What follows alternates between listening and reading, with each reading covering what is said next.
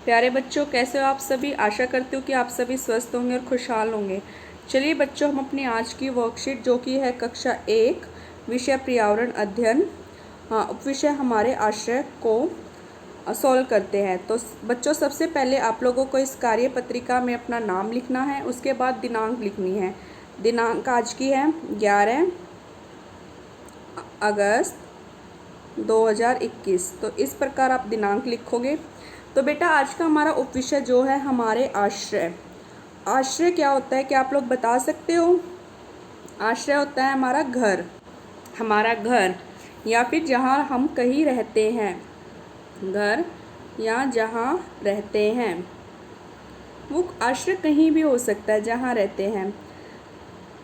ठीक है, ज़रूरी नहीं है वो घर ही हो। लाइक जैसे कि हम लोग यहाँ रहते हैं, हम लोग घरों में रहते हैं तो घर हमारा आश्रय है। लेकिन जो जानवर होते हैं, पशु पक्षी होते हैं, वो कहाँ रहते हैं, वो पेड़ पौधों में रहते हैं, जंगल में रहते हैं, तो वो उनके आश्रय हो गए। ठीक है, जहाँ वो लोग रहते हैं। तो इसका एक सही हो जाएगा जहाँ रहते हैं। चलिए बच्चों, हम इस कार्यपत्रिका के पहले प्रश्न को देखते हैं। हमारा पहला प्रश्न है, सही अथवा गलत कथन का चयन कीजिए। तो यहाँ पर कुछ कथन दे रखे हैं, तो हमें बताना है कि वो सही है या गलत है। हमारा पहला कथन है, घर हमें गर्मी, ठंड और बारिश से बचाता है। घर जिसमें हम रहते हैं, घर हमें गर्मी से बचाता है। बिल्कुल बचाता है, क्योंकि सूरज की जो रोशनी है वो एकदम से नहीं आती है, सूरज की गर्मी एकदम से हमारे ऊपर नहीं आती है। जो घर की छत, दीवार, शीशे वगैरह होते हैं वो उसको रोक लेते हैं। ठंड से भी बचाता है बेटा। अगर हम बाहर होते हैं हमें ज़्यादा ठंड लगती है, लेकिन हम घर के अंदर होते हैं हमें कम ठंड लगती है। बारिश से तो बिल्कुल बचाता है, क्योंकि घर की जो छत होती है या दीवारें होती है वो पानी को अंदर नहीं आने देती है। तो ये सही है या गलत है, ये बिल्कुल सही है। चलिए अगला, दूसरा कथन है, कच्चे घर को झोपड़ी भी कहा जाता है। बिल्कुल, कच्चा घर जो होता है बेटा वो मिट्टी से या फूस, घास फूस आदि से बना होता है। तो कच्चे घर को झोपड़ी भी हम बोल सकते हैं, ये बिल्कुल सही है। पक्के मकान मिट्टी और पत्तियों से बनते हैं। पक्के मकान, ये बेटा गलत है। पक्के मकान जो है वो मिट्टी और पत्तियों से नहीं बनते, वो सीमेंट से, लोहे से, ईंट से बनते हैं। पक्के मकान जो है वो सीमेंट, ईंट और लोहे से बनते हैं, वो पत्तियों और मिट्टी से नहीं बनते। हाँ, कच्चे घर जो है वो मिट्टी और पत्तियों से बनते हैं। चलिए चौथे कथन को देखते हैं। हमारा चौथा कथन है, हमें अपने घर को साफ सुथरा रखना चाहिए। क्या आप लोग अपने घर को साफ सुथरा रखते हैं। बिल्कुल, ये सही है बेटा। यस, हमें अपने घर को साफ सुथरा रखना चाहिए। चलिए आगे देखते हैं। पांचवा कथन, हमें अपने घर में चीज़ों को उनके निश्चित स्थान पर रखना चाहिए। मतलब घर में जो चीज़ जहाँ पर है हमने वहाँ से उठाई, उसको वापस वहीं पर रख देना चाहिए, ये भी बिल्कुल सही है। तो हर एक चीज़ की जगह हमें फिक्स करनी चाहिए। उस चीज़ को हम जहाँ से उठाते हैं हमें वापस उसके निश्चित स्थान पर रखनी चाहिए। चलिए अगला प्रश्न है, झोपड़ी का एक चित्र बनाएं और उसमें रंग भरें। झोपड़ी का एक चित्र बनाना, उसमें रंग भरना। तो चलिए बच्चों, झोपड़ी का एक चित्र बनाते हैं। पहले आप ऐसे करोगे, आप लोगों को आता ही होगा झोपड़ी का चित्र बनाना। मैंने तो बचपन में बहुत झोपड़ी के चित्र बनाए हैं। ठीक है,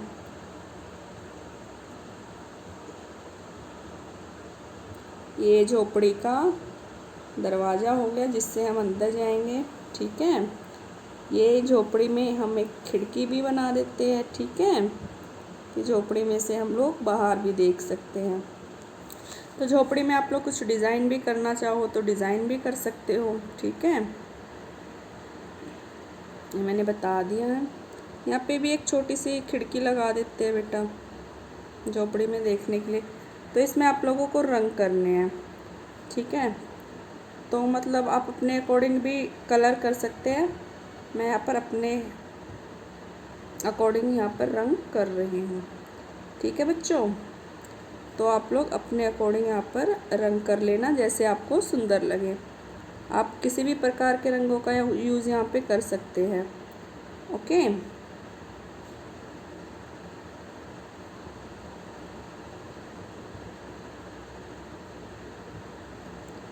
तो कैसी लगी झोपड़ी आपको।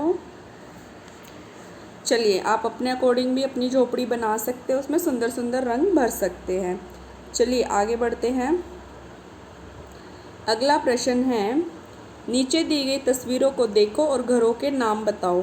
तो यहाँ पर हमें कुछ हिंट संकेत दिए गए, जैसे बंगला, झोपड़ी, इग्लू, फ्लैट, हाउस बोट या तंबू। ठीक है, तो नीचे तस्वीर दी गई है, हमें बताना है कि ये कौन सा घर है। एक बार दोबारा देखते हैं, बंगला, झोपड़ी, इग्लू, फ्लैट, हाउस बोट या तंबू। तो चलिए बच्चों, ये पहला ये क्या है, ये है बेटा झोपड़ी।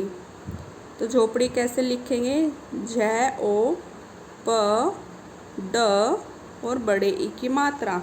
ये क्या है बेटा, ये है बंगला, ब ग ल आ बंगला। ठीक है, चलिए आगे बढ़ते हैं। ये क्या है बेटा, इग्लू। इग्लू जो घर होता है वो सिर्फ बर्फ़ से ही बनता है, ये सिर्फ बर्फ़ से ही बना रखा है। ये क्या है बेटा, तंबू। तंबू नहीं गाड़ देते हैं, टेंट जिसको हम इंग्लिश में बोलते हैं, ये है तंबू। चलिए आगे, ये क्या दिखाई दे रहा है आपको, फ्लैट। क्या है बेटा, फ्लैट, ये बहुत मंजिल के होते हैं। और ये क्या है, हाउस बोट। क्या है, हाउस बोट, ये पानी पर तैरता रहता है ये वाला घर। एक बोट होती है जो कि घर, जिसके ऊपर घर बना होता है, तो ये क्या होता है बेटा, ये तैरता रहता है पानी पर, ये वाला। चलिए आगे बढ़ते हैं। अब आता है बेटा जीवन कौशल। जैविक हरी खाद। जैविक हरी खाद हरे कार्बनिक पदार्थों का ढेर है, जैसे रसोई का गीला कचरा, जिसे पत्तियां, मिट्टी जैसे भूरे रंग के कार्बनिक पदार्थों के साथ मिलाया जाता है। जैविक हरी खाद को निम्न का पुनर्चक्रण करके बनाया जा सकता है। तो जैविक हरी खाद जो होता है बेटा, हरी खाद वो पेड़ पौधों के लिए अच्छी होती है। तो जैसे रसोई का जो गीला कचरा होता है उससे मिलकर बनती है। जैसे इसमें हम निम्न चीज़ों को शामिल कर सकते हैं, जैसे खाद्य अपशिष्ट, जो हमारे खाने की चीज़ें बच गई, वो सब्जी व फलों के छिलके हो गए, अंडे का खोल हो गया, सूखी पत्तियाँ हो गई या सूखी घास हो गई, इन सब को मिक्स करके वो चीज़ बनाई जा सकती है। जैसे आप लोगों को यहाँ पे दे रखा है, जैसे इसमें फल सब्जी हो गई और उसके छिलके हो गए, अंडे के हो गए, सूखी घास हो गई, तो इनसे क्या बन गई, जैविक खाद बन गई। चलिए देखते हैं। निम्न चित्रों को देखें और उन वस्तुओं की पहचान करें जिन्हें हरी खाद के रूप में इस्तेमाल किया जा सकता है। तो ये बेटा सूखी पत्ती या घास, इनको किया जा सकता है, यस। ये क्या है, ये गीला जैसे फल सब्जी आदि के छिलके, तो इनको भी इस्तेमाल किया जा सकता है। ये बचा हुआ खाना है, इनको भी बिल्कुल किया जा सकता है। ये टूटे कप और प्लेट, नहीं, इनको नहीं यूज़ कर सकते हम लोग। ठीक है, चलिए आगे देखते हैं। ये है प्लास्टिक की चीज़ें, इनको भी नहीं यूज़ कर सकते। अंडे के खोल, इनको हम यूज़ कर सकते हैं। चलिए आगे है बेटा संस्कारशाला, छोटी छोटी पर बड़ी बातें। 11 अगस्त हरियाली तीज। तो आज कौन सा त्यौहार है, आज हरियाली तीज है। हरियाली तीज को छोटी तीज और श्रावण तीज के नाम से भी जाना जाता है। इस बार हरियाली तीज 11 अगस्त को मनाई जाएगी, यानी कि आज के दिन। सफलता का सूत्र सरल है, सही काम करें, सही तरीके से करें, सही समय पर। हमें हमेशा सही काम करना चाहिए, सही ढंग से करना चाहिए और सही टाइम पर करना चाहिए। ठीक है, खाना पीना, खिचड़ी, दलिया, इडली या ढोकला इत्यादि हल्के आहार को भोजन में शामिल करें। गतिविधि, अपने घर के आंगन या गमले में पौधा लगाना, उसकी देखभाल करना। खेल, आंखें बंद करके चेहरा छूकर मम्मी पापा, दादा दादी व भाई बहन की पहचान करना।